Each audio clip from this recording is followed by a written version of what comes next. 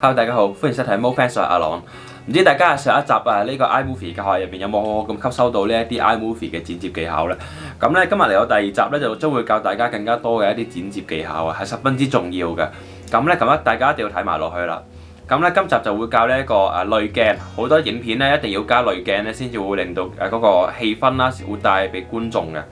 例如有好多電影啦，例如《暮光之城》咁樣呢啲電影啦，會將佢成套戲教到好灰暗咁樣啦，去營造翻吸血鬼嘅嗰種效果啦。咁咧第二種教嘅一個技巧咧，就係呢個配音啦。咁通常咧有好多一啲叫做紀錄片啦，又或者一啲演員講錯對白咧，都要靠配音去改善翻呢一個問題嘅。咁第三個咧教呢一個技巧就係影片嘅縮放。咁影片嘅縮放咧，好多時候佢喺一啲綜藝嘅節目啊，又或者我過往嘅片入邊都有用過。咁咧可以帶俾觀眾一啲咧綜藝嘅效果啦，同埋一啲會令到觀眾更加有呢個意向去繼續睇落去嘅呢條片。好啦，咁事不宜遲咧，我即刻就教大家呢啲技巧啦。Go！ 好啦，咁咧我哋而家就開始呢個第二集嘅教學內容咯。咁咧而家就已經係第一集完咗嗰陣時嘅嗰一個進度啦。就係嗰一個教到嘅嗰一個程度啦。如果大家想睇翻嘅話咧，可以去翻上面呢個資訊欄，咁上面可以睇翻我放翻條片出嚟，佢彈出嚟佢會好啦。咁事不宜遲，即刻開始第二集啦。第二集咧，第一個咧要教嘅就係濾鏡啦。咁濾鏡係好多嘅電影啊，或者好多嘅影片入邊都係一個十分之重要嘅角色嚟㗎。咁咧佢可以俾觀眾咧帶到呢條片上，俾佢嘅心情啦、嘅感覺啦，同埋嗰個氣氛㗎。咁我哋點樣可以幫呢條片加一個佢適合嘅濾鏡呢？首先咧，我哋就可以咁樣啦，之後撳一撳呢條片，咁咧就會發現咧下面其實已經有一大堆我哋已經iMovie 內置嘅一啲特效啊、一啲濾鏡喺度㗎啦。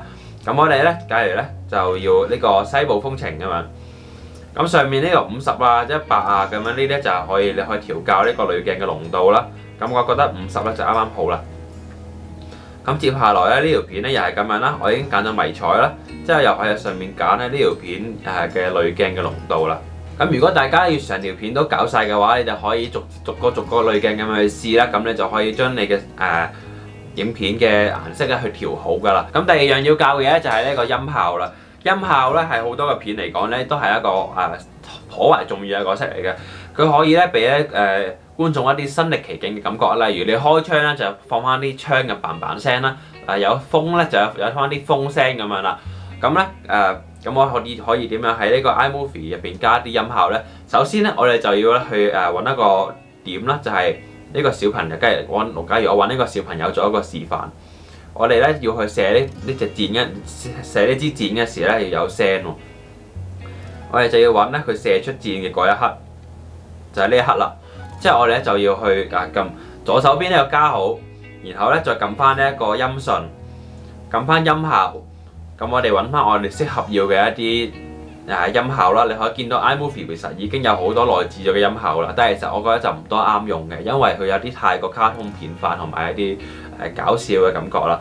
咁咧為求示範啦，今次我就用一個鐳射啦，咁樣咧去代替一個射箭出去嘅啾嘅嗰一聲啦。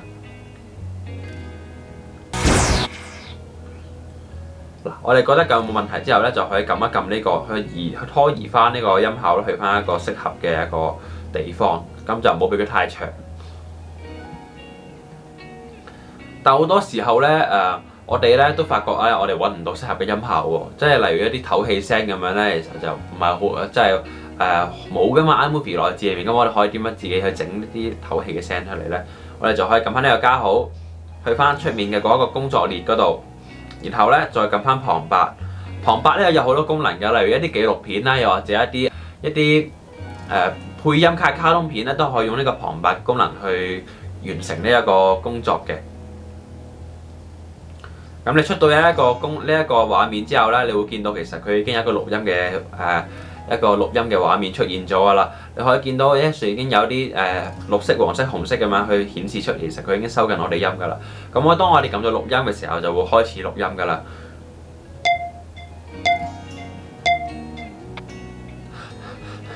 就係咁樣啦。錄完之後咧，我哋可以撳檢查。當我哋覺得咧我哋錄個音冇問題之後咧，我哋就可以 play 一次。通常呢啲音效就唔係又唔需要咁大聲嘅，我哋可以點樣去將呢個音效較細聲少少咧？我哋咧就撳一撳呢個音效，然後咧，你可以見到下面有一個喇叭嘅符號，撳一撳嗰個喇叭嘅符號。通常我哋校到去20至30咧，大概咁樣咧就可以係約約聽到啦，但係依然都係有嗰種聲喺度嘅。再咁隔離嗰個上面嗰條拉嘅嗰個淡化係咩意思咧？個淡化你就可以做到一個淡出嘅效果啦，即係好似你一開頭就唔係好攰啦，去到後面就好攰嘅嗰種感覺啦。咁第二樣嘢教晒咯喎，咁第三樣嘢係乜嘢咧？第三樣嘢就係我今日咧唯一一個叫剪接嘅技巧啊！呢個咧有好多時候咧 zoom in zoom 近咧呢樣嘢係可以做到一啲綜藝嘅效果，又或者啲恐怖片嘅 jump scare 嚇定一彈出嚟嘅嗰種恐怖嘅感覺嘅。咁點樣做咧？假如我想呢條滑浪嘅片咧係要放大佢嘅，咁咧就我要撳右手邊上面嘅呢一個放大鏡去突出呢一個滑浪中嘅男人，